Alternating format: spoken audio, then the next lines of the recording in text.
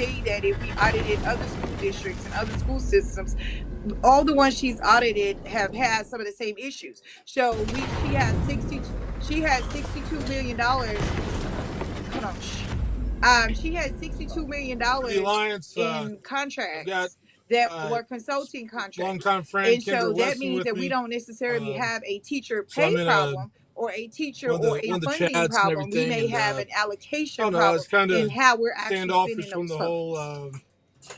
And controversy because with $62 million could Walters. pay a lot of teachers. Kind of my So, default setting is just like, as I hey, mentioned, let's see what I'm happens. I big into guess there's going to be economics, an and investigation, and we'll find one out. of the key questions And that the economists ask over and over again Kendra is knows a little bit compared to more about what? it, so I thought Because I what would you compare have her on things my to show makes a and difference. let her So when we, defend if we say that the Ryan. cost of fuel is high compared to There's a little bit more background too, because you were on the education board to Yes.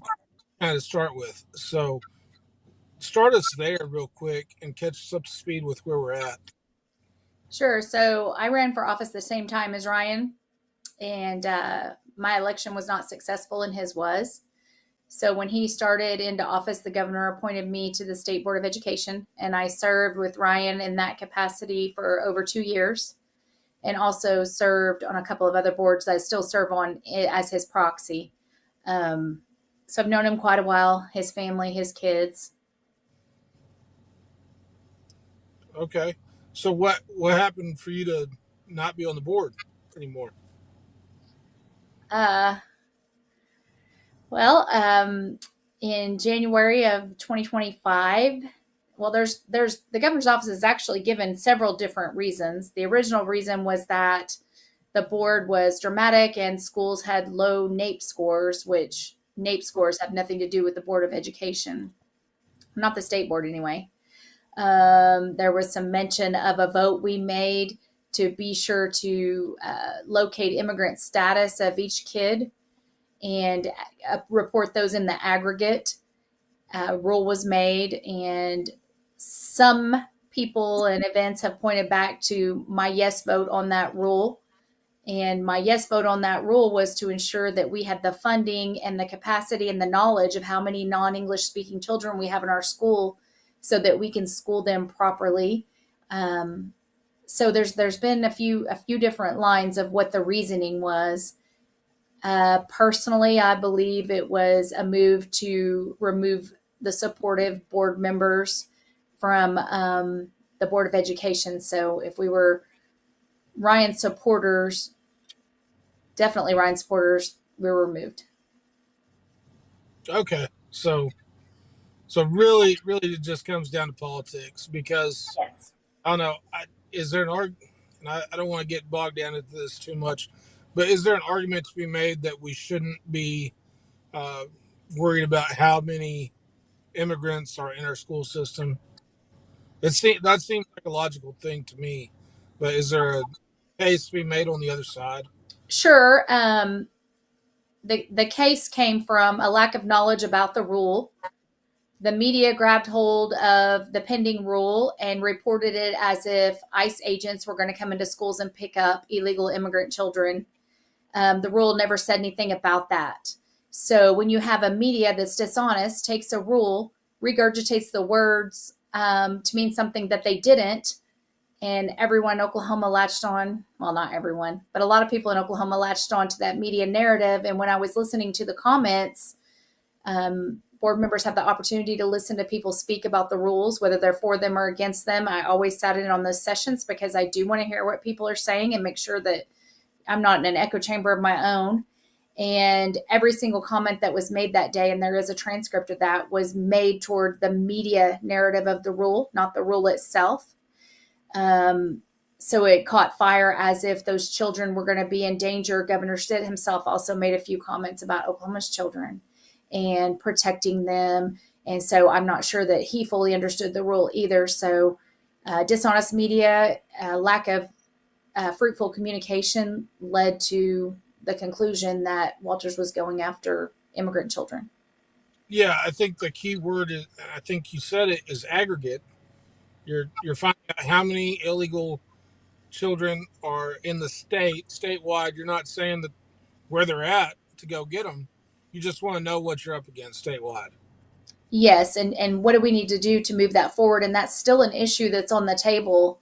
I did mention that to Governor Stitt when he called to tell me about the removal, and I did mention that we do need to have a conversation about English speaking children. And here we are, coincidentally, new ranking of 50. If a teacher has 2, 3, 4, 5 non-English speaking children in their classroom, what's the quality of the education for the English speaking children?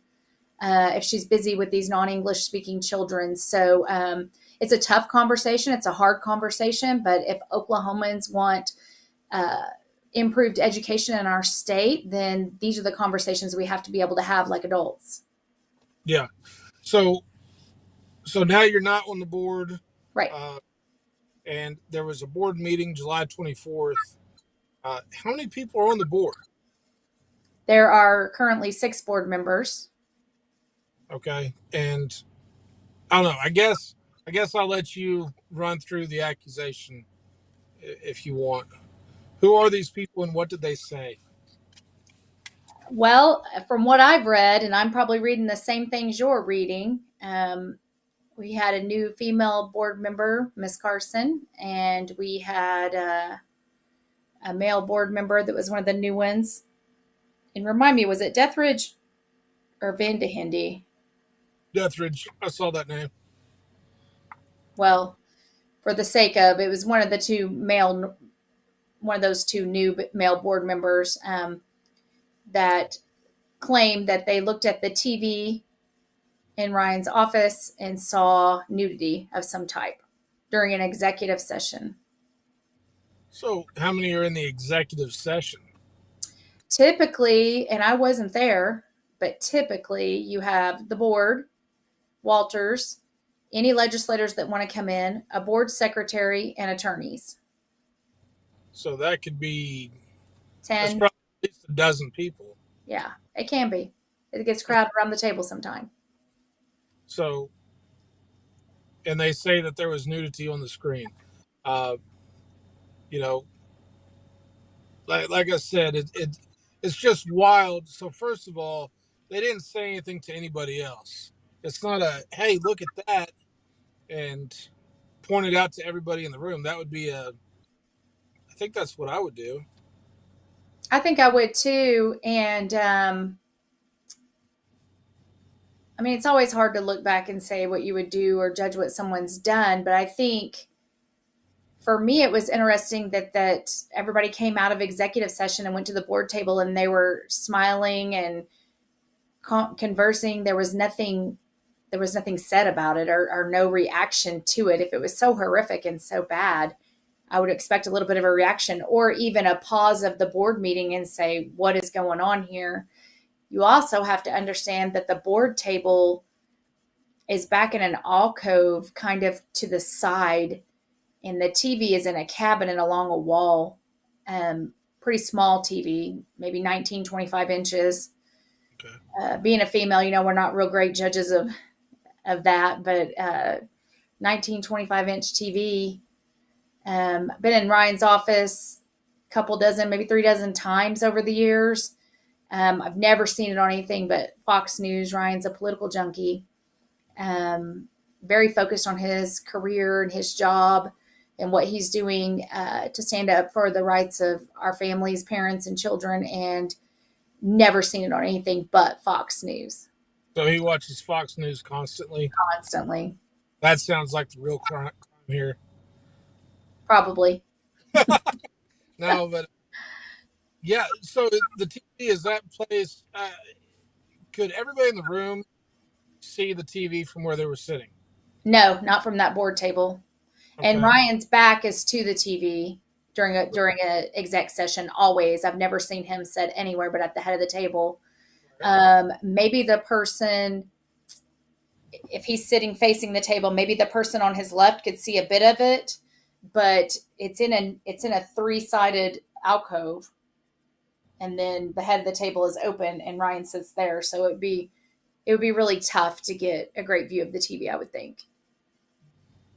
Okay. So So across a room full of furniture, there's a TV on the wall, Yeah. away from you.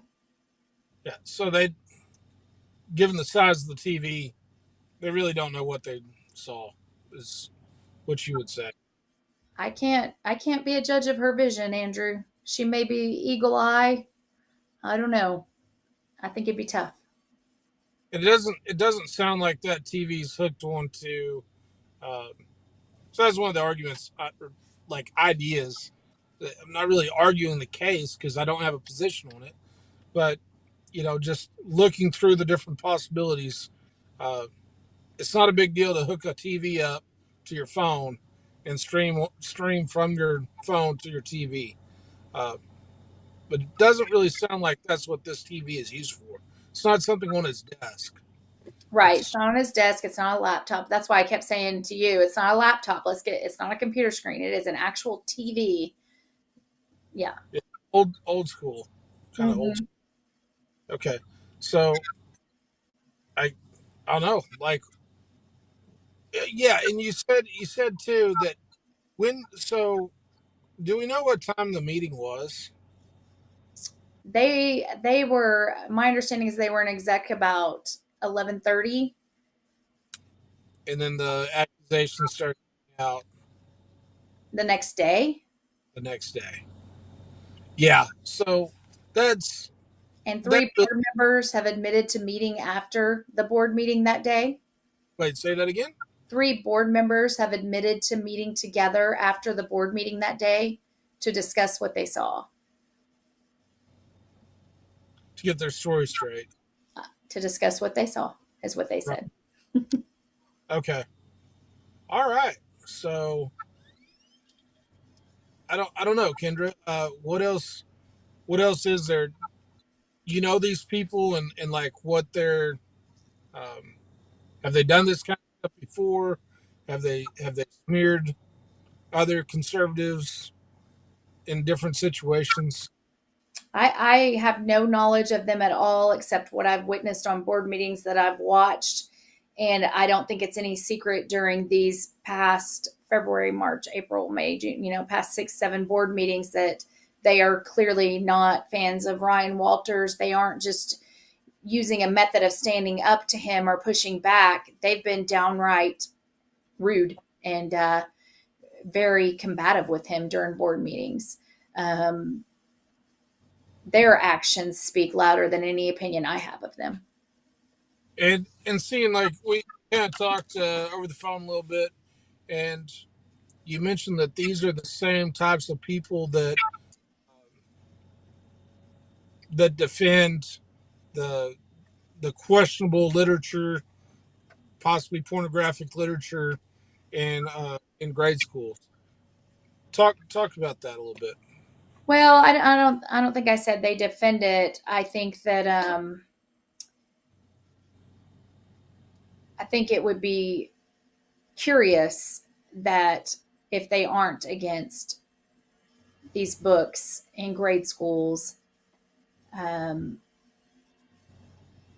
when they see something, a little bit of nudity on a screen, and that if they did, which I don't think they did, but to me, I was just like, wow. So books about sex and objects used during sex and different things about sex are all okay. We're gonna let that pass, right? It's just, I just kind of felt like they were talking out of both sides of their mouth.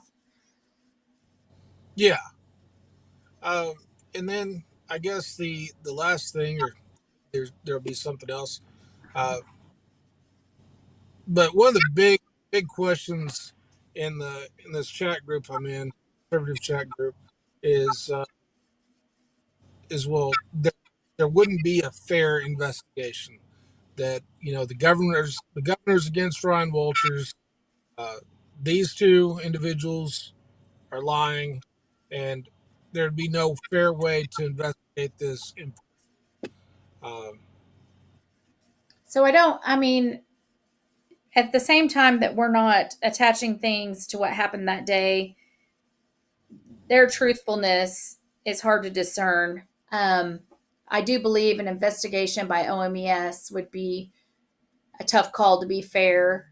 Uh, but I just this is serious. This is serious stuff. Saying something like this, um, these are board members who have stated we don't want to ruin people's careers by looking at sexual allegations on children in schools.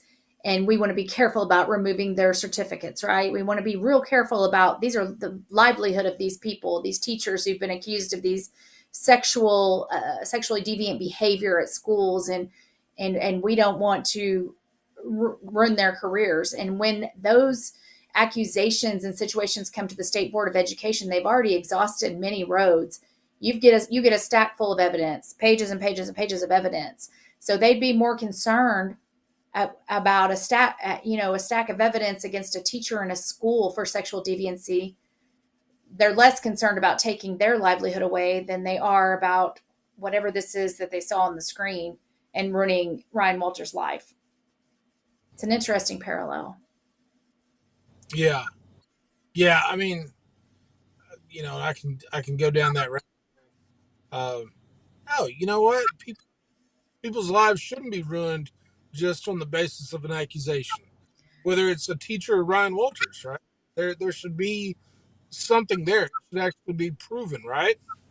And Um, this feels like a witch hunt. It feels like a Salem witch trial. It feels like a Scarlet Letter. It feels like a completely unfair, uh, media driven frenzy.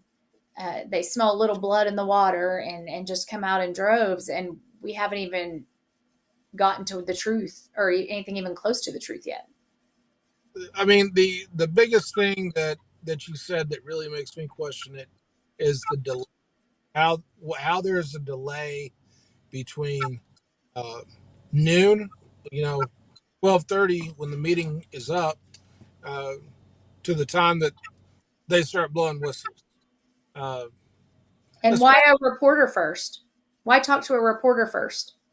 Instead of going through the proper channels. Yeah, I mean, if I really saw something that concerned me about safety or being illegal, I think my first call would be to, and maybe an officer or someone high up in the administration. My first call, if I see a child hurt, molested, isn't going to be to the media. It's a strange chain. It's just a strange chain of events. But like I said, it's easy to look back and judge what someone shouldn't or should have done. But it all feels very. No, I mean the timing is one thing, maybe, but no, you don't go to the press.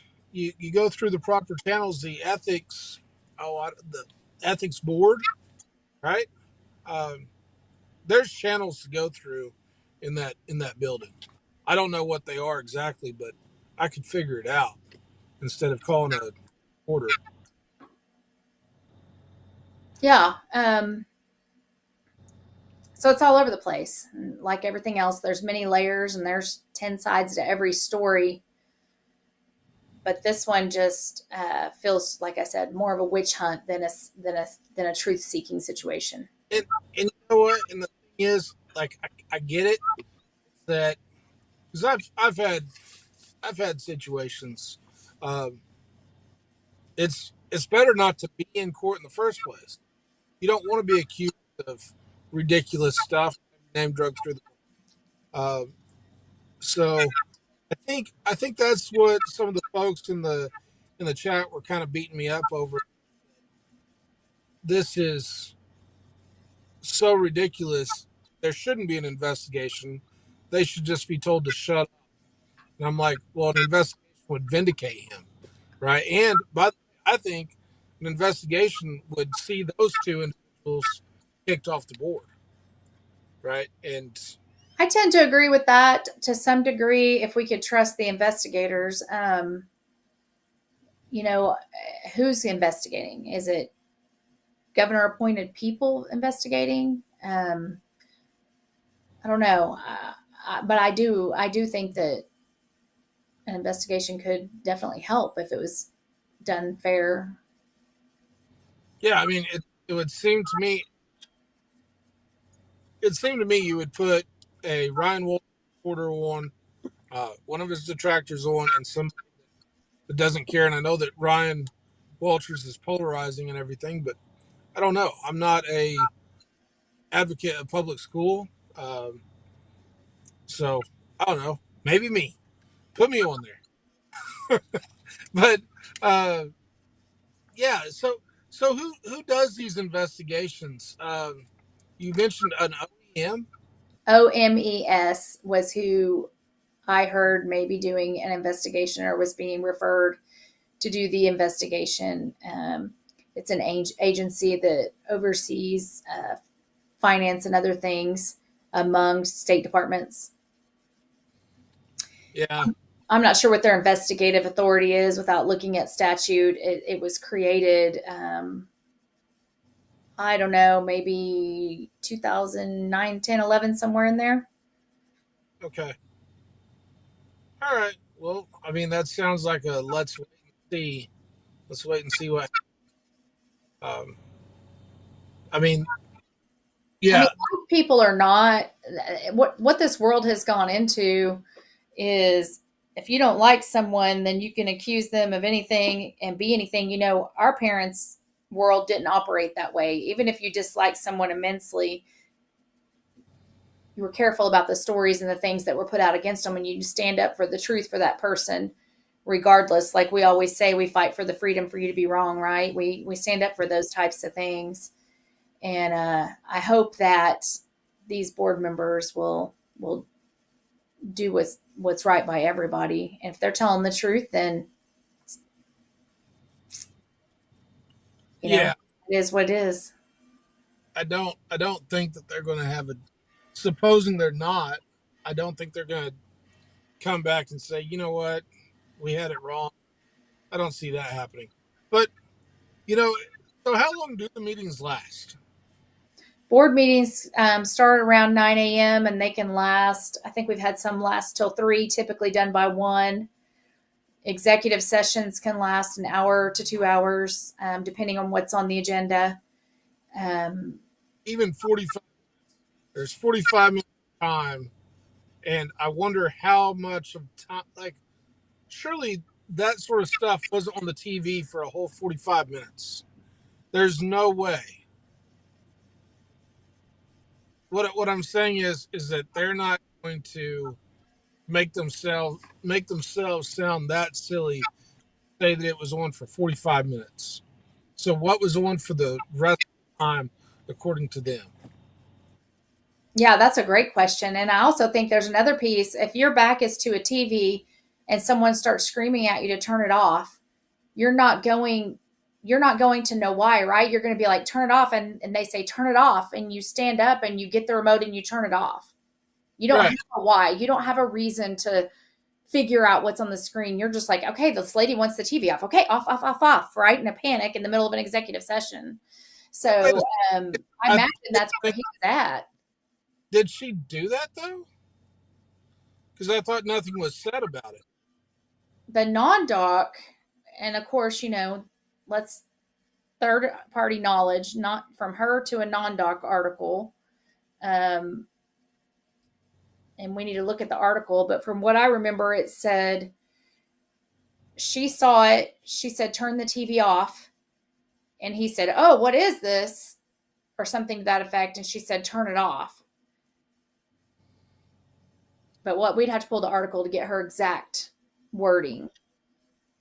That's really interesting. But at that point, there's 7 or 8 other people, and like I don't know, in a situation like that, maybe you can lean. It just, man, I can't imagine being in a room and there's only 2 people that can see. That's I mean, a normal person would be like, hey, Ryan, there's something really weird on your TV. You probably should turn that off. Like, what is going on? Like, it would, it automatically went after they conversed and had their conversation. It went somewhere else. Like, what would you do during a situation like that? If you looked behind someone and you saw there was something inappropriate on their TV, yeah. I mean, what would you do? What would like, most people do? I don't know. I've never been in that situation. I'd be like, dude, you need to handle. I mean, what if someone has kids at their house and they're watching a movie with their spouse and a friend with kids walks in and they forget the movie is on and something flashes across the screen. I mean, there's nudity in every single thing, cable shows, everything, I mean, there's just a lot of open ends to go from someone claiming to see a naked image on a screen to Ryan Walters watching porn in his office is kind of, man, what a leap. Yeah, it's a huge leap, and the fact, like I say, uh, you know, like I said, guys, never against Ryan Walters, but just the fairness of it. I mean, I don't know. Like, let's wait and see. Let's have an investigation. But uh, there was nobody else saw it, and then there's the delay, and then they don't go through the proper channels. It does smell like just a smear, like a pure smear. So Well, and I'll say for you, Andrew, I do think people get when I think about you, when you're asking questions, I know your brain and I know that that is your way asking those questions of trying to wrap your mind around the conversation and what's happening. Your brain works in a very almost childlike questioning way. And other people tend to take it as, or some people can take it as sarcasm or snarkiness, and it's not. It's just Andrew trying to wrap his brain around all the pieces of his puzzle so he can put them together and come up with a conclusion. And he's going to keep questioning until he gets all his puzzle pieces straight. And it's interesting to watch you do that. And when you think about you in that capacity and the way your brain works, because in the beginning I did too. I thought, gosh, why is this Andrew guy coming at me with all this? And then I realized, oh my gosh, that's just that's his brain. That's his method of absorbing information. well, and just by the way, you know what you like? Let's suppose you're an attorney for Ryan Walters, and you're going to go in and defend him in court. You have to ask all the questions Yeah. and know what the other side is going to throw at you. Yeah. You don't want to be caught flat-footed. So that's the it's I always use the analogy to say it's recon. You can't fight another force if you don't know how that force is composed. Or I guess you could, but you'll be better prepared if you know what composes that force, how strong they are, Yeah. what the capabilities are.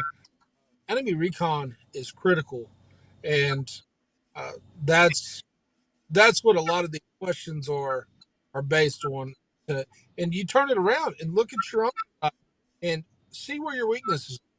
Start poking at your own side and see what arguments you might want to reevaluate and use something else as an argument instead of what you got.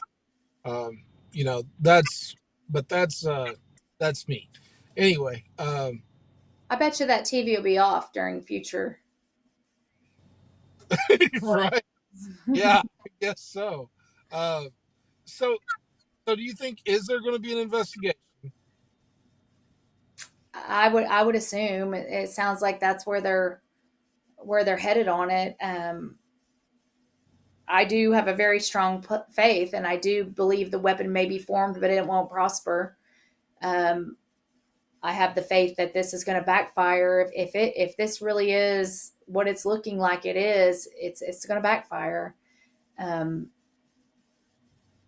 I can't imagine any world where Ryan Walters, at his very high profile office, in his very high profile position, would be doing something like that. Even on he's just not that guy. He's just not that kind of guy. He's up for election next year, right? Yes, in 2026 if he runs again. See, and I'll tell you, the left is dumb. Um, I guess thankfully, I'm just saying they're doing this now, which maybe it gives a little bit more credence to their side. But it seems like if I was one of these people, that I would wait until October of an election year and then pull this kind of, because there wouldn't be time for it to backfire. It would just be in the media, there it is right before election, and you know you're you're kind of screwed. Well, if that's her reasoning is to keep him from being reelected, but it could be a situation where getting rid of him as soon as possible by any means necessary is playing out. It could be a situation where she thinks she saw something and a little bit of hysterical blindness occurred, and everyone she told she saw that, all of a sudden they saw that too. Or, there's so many things to play out here. Um, who knows? Who Well, knows? do you think that he could be impeached and removed? Supposing that, and that's the other thing I like to do. I like to run through hypotheticals. Doesn't seem like everybody in this particular chat enjoys hypotheticals, but I think it's important to think about. Um, so suppose we don't get a fair investigation. They come back. They say, yeah, he had inappropriate stuff on his TV. Then what? Is that grounds for him to be removed? How would he go about getting removed? Well, it'd take a strong vote to remove him, and if I remember right, it's 2/3 of the body would have to vote to remove him in the legislature. Um, Okay. and it would be, and that may even be just to get it started. I can't quite remember. I know it's always been a threat throughout his administration that they were going to have him impeached or remove him.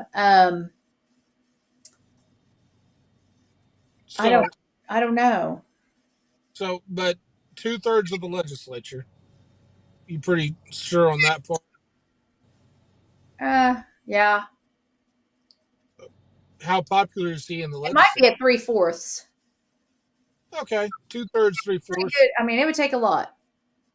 Yeah. So, uh, like I say, I know he's. I don't know. I think he's. I think he's neat. I would like to talk to the guy, but he's polarizing. I guess the people that support him an awful lot. The people that don't just really don't like him at all. Um, so I'm in a very small minority there. I appreciate that he leaves homeschoolers alone. I appreciate that he supports vouchers, but vouchers are only a halfway house to a free market education system. So, you know, what are you going to do there? Um, but in terms of numbers in the legislature, uh, what do the representatives and senators think about him? Oh, I really can't give you a number. Uh, the interesting thing that I see with Ryan's support statewide is it's a very quiet group. Um, there's some of his supporters that are very vocal, but most of his supporters are very quiet. They're not going to come out publicly. They love what he's doing. Um, Heard from lots of teachers in school districts over the year that have been very pleased, but in the teacher realm, if you come out as a Ryan Walters supporter, you're going to get hammered down. So they just stay quiet. So he still has a very strong, steady base of very quiet supporters. Right, among the populace, not necessarily in the legislature. Right, in the whole populace. I suspect there's a degree of that in the legislature as well. Um, I don't know of anyone that's changed their position on him over the last couple of years. The ones that didn't care for him still don't, and the ones that did still do, as far as I know. I haven't seen any wild swings. Um, Right. Sometimes he can do things to make their jobs kind of tough, pushing things out there and smacking things head on. And I'm sure that there's some people that wish that there was a different delivery system there, but for the most part, I still see the support for him that I have. So, wrapping up, and I'll let you go, but yes, an idea based on what you've said is if you support Ryan Walters, the thing to do might not necessarily be to uh, have a Facebook post. I don't guess that hurts anything. But the effective thing to do is to call your senator and your state rep and let them know that you support Ryan Walters.